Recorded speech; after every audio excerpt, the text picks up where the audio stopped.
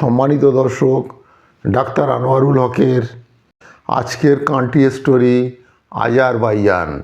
একটি গভীর রাত, আজারবাইজানের পাহাড়ি শহরগুলোর একটিতে হঠাৎ অস্বাভাবিক কোলাহল।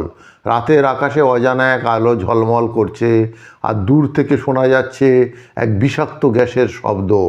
ছোট্ট শহরটি মানুষজন তখনও জানে না তাদের উপর কী বিপর্যয় নেমে এসছে। কিছুক্ষণ পরেই সবাই টের পায় এক অদ্ভুত আলো আর গন্ধ, পরমাণু দুর্ঘটনার প্রতিফলন। এটা ছিল আজারবাইজানের ইতিহাসের অন্যতম ভয়াবহ একটি রাত। সেই দুর্ঘটনার ফলে দেশে যে ভয়াবহ পরিবেশ দূষণ ছড়িয়ে পড়েছিল, তারপর থেকে জনজীবনে নেমে আসে নানা বিপর্যয়।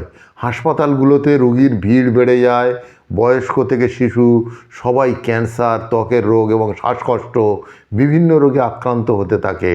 শুধু তাই নয়, স্থানীয় জলাশয়, নদীগুলো বিষাক্ত হয়ে পড়ে, যার কারণে মাছ ধরা, কৃষিকাজ, এমনকি পানীয় জল সংগ্রহ কঠিন হয়ে পড়ে। সেই দুর্ঘটনার পর সরকার দ্রুত ব্যবস্থা নেয়। বিজ্ঞানী, প্রকৌশলী এবং বিভিন্ন আন্তর্জাতিক সংস্থা মিলে কাজ শুরু করে পরিস্থিতি সামাল দিতে। একটি দূষণ নিয়ন্ত্রণ কেন্দ্র স্থাপন করা হয়, যেখানে দিন রাত কাজ করে যাচ্ছিলেন বিজ্ঞানীরা। বিভিন্ন রকম প্রযুক্তি এবং রোবোটিক ড্রোন ব্যবহার করে দূষিত এলাকার কাজ শুরু হয়।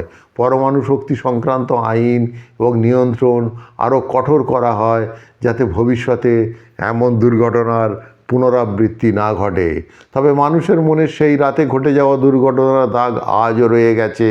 ছোট ছোট শিশুরা যারা এই সময়ে অসুস্থ হয়ে পড়েছিল, আজ তারা বড় হলেও সেই বিপর্যয়ের ক্ষত বহন করে চলেছে। শহরের বয়োজ্যেষ্ঠরা সেই রাতের কথা মনে করে এখনও শিউরে ওঠে। পরমাণু শক্তির সঠিক ব্যবহার, নিয়ন্ত্রণ প্রয়োজনীয়তা এবং আজারবাইজানে একটি জাতীয় অঙ্গীকারে পরিণত হয়। আজ সেই রাতের ঘটনার ছাপ থেকে বেরিয়ে আসার চেষ্টা করছে আজারবাইজান। স্থানীয় মানুষজন নিজেদের এলাকাকে দূষণমুক্ত করার জন্য উদ্যোগ নিয়েছে। সরকার পরিবেশ রক্ষায় ব্যাপক উদ্যোগ নিয়েছে।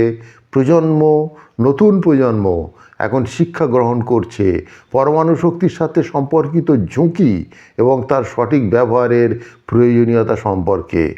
আজারবাইজান ধীরে ধীরে এগিয়ে যাচ্ছে একটি উন্নত, নিরাপদ ভবিষ্যতের পথে। কিন্তু সেই দুর্ঘটনা তাদের স্মৃতিতে এক ভয়ঙ্কর অধ্যায় হিসেবে থেকে গেছে। তো সুপ্রিয় দর্শক, আজকের এই কান্ট্রি স্টোরি আজারবাইজানের দুর্ঘটনা, ডাক্তার আনোয়ারুল হকের লেখা, যদি আপনাদের ভালো লেগে থাকে, এই রকম লেখা প্রতিদিন এই চ্যানেলে পাওয়ার জন্যে চ্যানেলটিকে সাবস্ক্রাইব করে রাখতে পারেন। আর ভিডিওটিকে লাইক ও শেয়ার করুন। ভালো থাকুন, সুস্থ থাকুন।